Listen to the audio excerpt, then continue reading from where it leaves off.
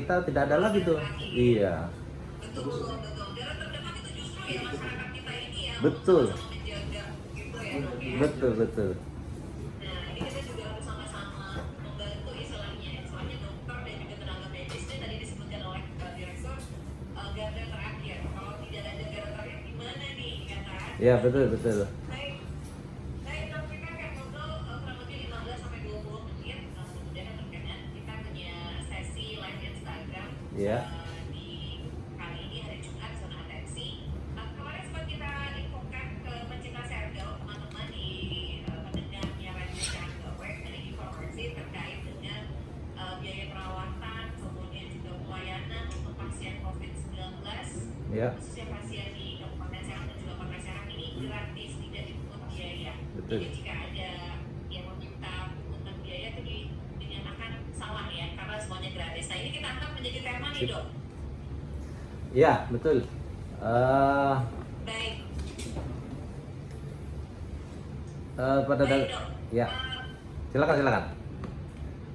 Baik, sebelum kita masuk ke situ nih dok, kita melihat beberapa data dari teman-teman media. Iya. Lonjakan kasus COVID ini setelah libur panjang sangat-sangat meningkat. Begitu. Iya, betul. Kemudian kalau dilihat dari kapasitas rumah sakit pun juga sangat-sangat mengkhawatirkan. Itu artinya masyarakat jangan sampai tertular, jangan Iya. sampai sakit, Iya. karena itu tadi, ini mengkhawatirkan. Keterisian tempat tidurnya pun juga sudah full book. Ini benar atau tidak sih dok?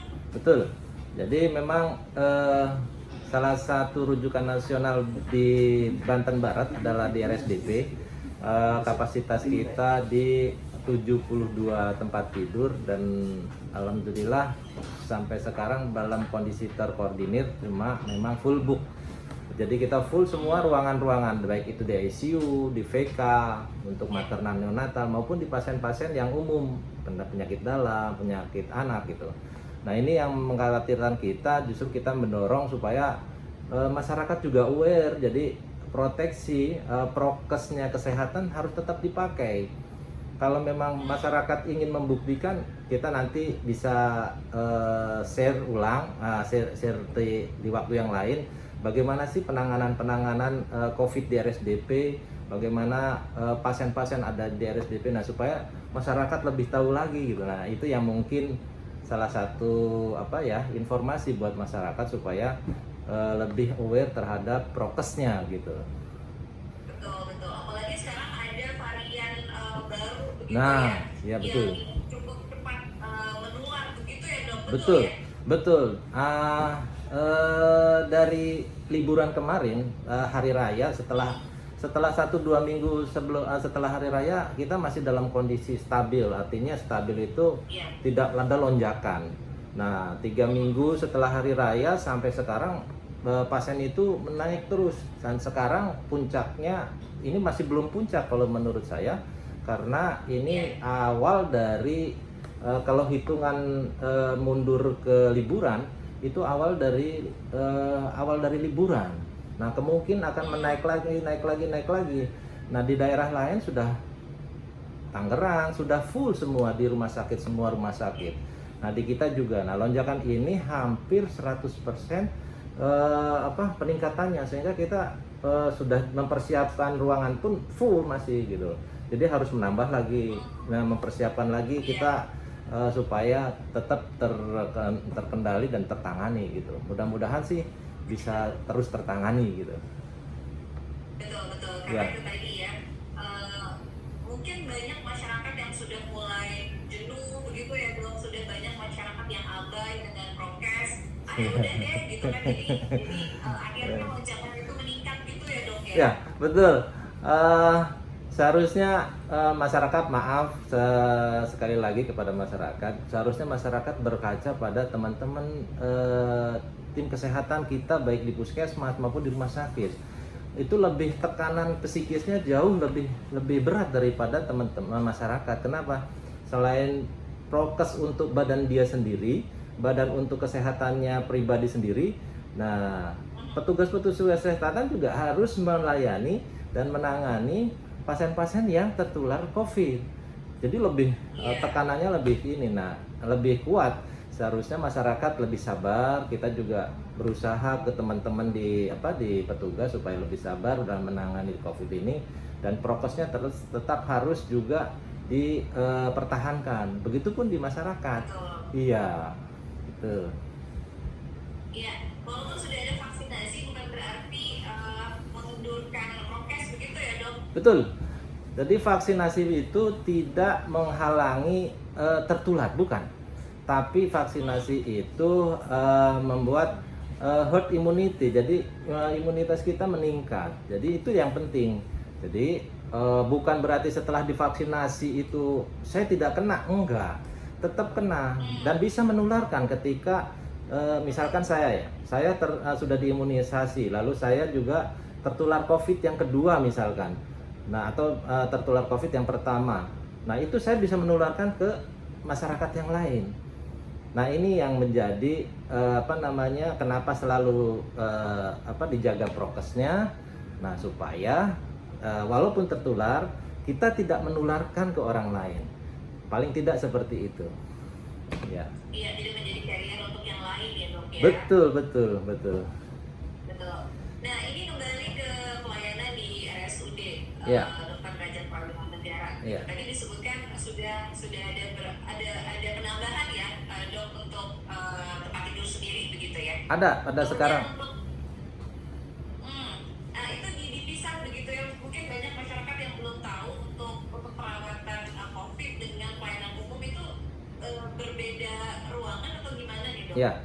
Alhamdulillah kalau di RSDP dari awal kita penanganan COVID, karena kita rujukan nasional, kita dipisahkan penanganan COVID itu di bagian timur, penanganan pasien-pasien umum itu di bagian barat, dan insya Allah tidak kontak sama sekali karena dipisah jauh sekali. Di pelayanan dari rawat jalan, kita ada rawat jalan untuk pasien-pasien COVID dan untuk kontrol pasien-pasien COVID. Nah, selain rawat jalan, ada rawat inapnya juga, ada UGD-nya juga, ada ruang operasinya juga. Jadi COVID-nya terpisah sekali. Insya Allah tidak kontak dengan pasien-pasien yang umum. Nah, itu mungkin masyarakat juga harus tahu, dan insya Allah jauh lebih baik kalau itu terpisah. Dan ruangannya pun kita tidak tertutup dalam penanganan COVID, karena paling tidak sinar matahari, udara itu bisa membantu dalam menangani COVID itu sendiri. Jadi kalau di ruangan tertutup kan udaranya terus tidak bisa keluar. Nah, itu akan betul, sirkulasi udara tidak keluar sehingga memudahkan kita untuk tertular. Tapi di kita alhamdulillah sih kita di ruangan terbuka lebih mudah gitu. Udara itu bersirkulasi. Jadi nggak usah takut, tidak usah takut kalau memang mau berobat ke tempat kita, baik pasien umum maupun pasien COVID. Selama kita masih bisa untuk melayani, insya Allah kita masih bisa melayani. Baik, tadi disebutkan ada yang dirawat inap, ada yang rawat jalan begitu ya. Ini untuk sesuai nama kita nih dok. Pelayanan dan juga perawatan pasien COVID ini semuanya tidak dipungut biaya les gratis. Nah, ini untuk yang mana nih dok? Apakah keseluruhan baik yang dirawat ataupun juga rawat jalan atau seperti apa dok? Baik. Untuk rawat jalan dan rawat inap pasien-pasien COVID itu memang kalau memang ke arah itu positif COVID, kita tidak sama sekali tidak ada pungutan sama sekali, dan itu kita sudah komitmen sejak awal penanganan COVID. Dan alhamdulillah kita dari awal penanganan COVID sampai sekarang tidak menerima bayaran sedikit pun, dan itu nanti yang nanggung adalah pemerintah pusat. Jadi semua rujukan COVID, kalau misalkan karena kita rumah sakit nasional, rujukan nasional, baik itu dari Kabupaten Tangerang, Kabupaten Pandeglang, Rangkas, Cilegon, dan Serang sendiri, baik kota maupun kabupaten, kita tidak memungut sama sekali bayaran. Dan kalau memang perlu sekali, penting sekali, dan itu sito artinya emergensi, kita biasanya mendatangi pasien-pasien yang COVID itu memang kalau dalam kondisi infeksius sekali, karena itu kan levelnya level 1 ya, jadi APD-nya harus lengkap. Nah, itu beberapa kali kita kalau memang dari teman-teman yang di masyarakat itu tidak mampu untuk menangani, kita biasanya langsung, dan itu tidak dipungut bayaran juga gitu. Jadi Termasuk dengan obat-obatan ya dok? semua obat-obatan kita pun tidak ada penaripan obat-obatan. Pertama tindakan, pertama rujukan tidak, kita tidak menerima pungutan sama sekali, baik itu home visit atau datang untuk yang COVID ya. Baik itu kita mendatangi pasien maupun tidak mendatangi pasien, atau pasien yang datang ke rumah sakit, kita tidak menerima pungutan sama sekali. Terus kedua, perawatan di kita sama sekali tidak dipungut bayaran, dan alhamdulillah sampai sekarang pun kita tidak pernah memungut bayaran. Nah yang ketiga, ketika pasien pulang kita mengantarkan pasien, ada yang beberapa yang diantarkan, ada yang tidak mau, karena kan psikisnya pasien juga kita harus melihat. Ya, ada kalau misalkan diantar ambulan, wah heboh tuh keluarganya, nggak ada. Nah kita harus mengerti juga, jadi kita mau pasiennya maunya seperti apa, pulang sendiri, pulang silahkan. Dan itu kalau kita yang mengantar sampai rumah, kita tidak memungut bayaran. Selain itu, kalau kontrol rawat jalan namanya, nah rawat jalan kita pun tidak mengadakan pungutan sampai ke obat-obatan itu sendiri. Jadi walaupun itu obat-obatan dari baik yang mahal maupun yang murah, kita tidak membedakan, karena itu obat itu memang bantuan dari pemerintah, baik itu pemerintah kabupaten, provinsi maupun dari pusat sendiri. Saya kira itu. Betul, termasuk juga dari perawatan, karena memang mungkin ada pasien yang mengalami gejala yang cukup berat dan memang harus masuk ICU, termasuk seperti itu ya Pak, perawatan ICU pun juga sedang ditanggung oleh pemerintah pusat. Ya, betul. Alhamdulillah RSDP juga berterima kasih kepada pemerintah Kabupaten Serang, terutama atas bantuannya dari pemerintah Kabupaten Serang. Antara lain, selain dari Kabupaten Serang, kita juga menerima dari pemerintah Provinsi Banten. Selain itu juga dari pusat. Jadi alat-alat yang ada di COVID itu banyak sekali bantuan dari pusat, dari provinsi, dan dari kabupaten sendiri, sehingga kita bisa lebih komprehensif dalam penanganan. Dan alhamdulillah tadi tuh kita sama sekali tidak ada dalam penanganan, baik tadi dari awal rujukan sampai keluar, apakah itu pasiennya di ICU atau di anak atau di maternal atau di di kandungan, semua insya Allah tidak dipungut bayaran. Baik, yang sudah ditegaskan oleh Direktur RSUD ya, bahwa tidak dipungut biaya, semuanya gratis, fasilitas semua itu dari mulai obat, kemudian pelayanan dan juga perawatan. Betul. Jadi memang untuk pasien COVID ya, ini semuanya gratis pelayanannya. Betul. Biasanya berapa lama sih dok untuk yang memang infeksiusnya cukup tinggi begitu dan memang harus dirujuk ke RSUD, RSDP terutama, berapa lama sih pasien bisa dinyatakan betul-betul bebas dari virus COVID begitu dok? Baik. Kalau beberapa lama itu tergantung dari kondisi pasien itu sendiri. Artinya kita tidak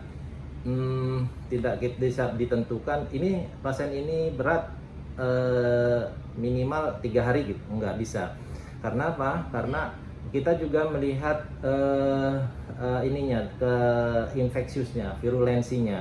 Nah, bila virulensinya pasiennya itu dalam pemeriksaan tinggi sekali, nah itu lebih aman, artinya lebih dari 3 CT-nya bisa lebih dari 30, nah itu biasanya aman. Tapi kalau misalkan di bawah itu kan kondisinya virulensinya meningkat sehingga CT-nya menurun, nah itu harus ada perawatan khusus supaya pasien itu tidak menyebarkan ke yang lain.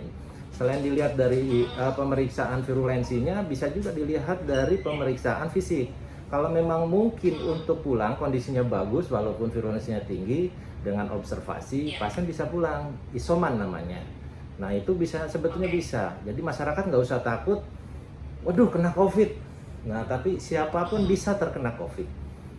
Ya, nah cuma supaya aman, bagaimana tidak menyebarkan, kita harus prokesnya 3M, pakai masker, cuci tangan, lalu menghindari kumpul-kumpul.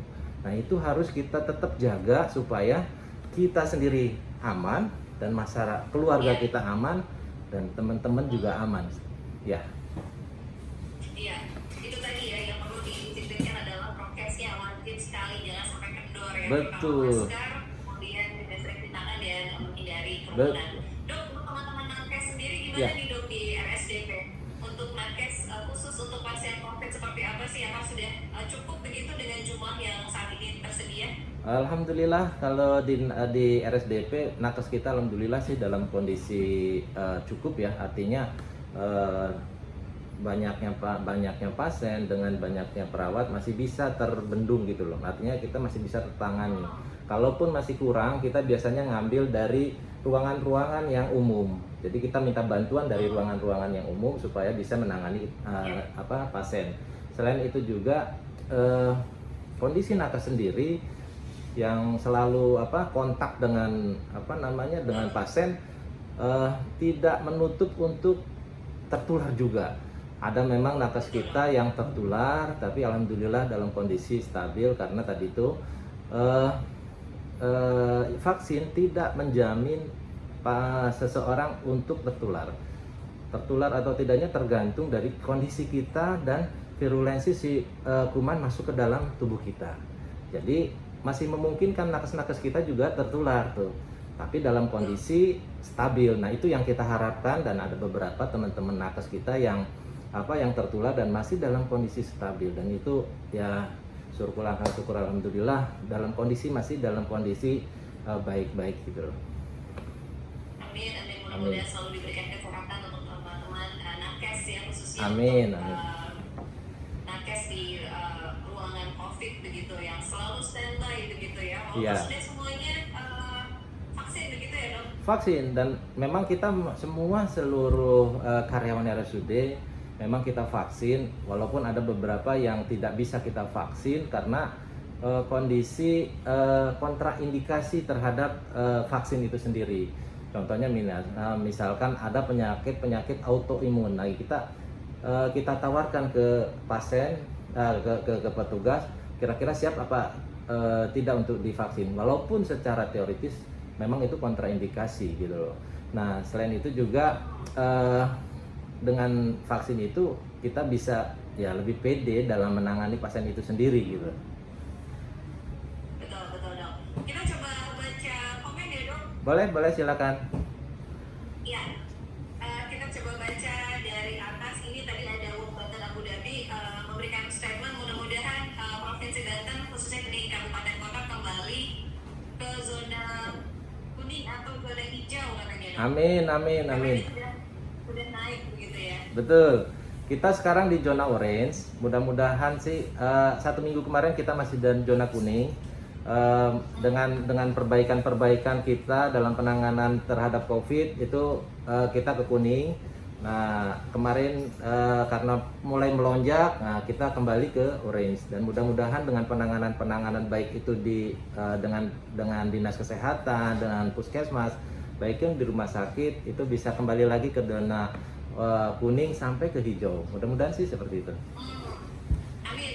Amin. Mudah-mudahan ya dok ya, agar Ya. kembali bisa ya istilahnya tetap harus prokes karena memang mungkin banyak masyarakat yang juga ingin kembali normal begitu. Ah, Terakhir mungkin apa yang ingin disampaikan kepada teman-teman pencinta Serdok dok? Silakan. Ya, tadi itu pertama adalah kita tetap bersabar. Artinya kita kalau secara kodrati kita tidak bisa menghilangkan COVID.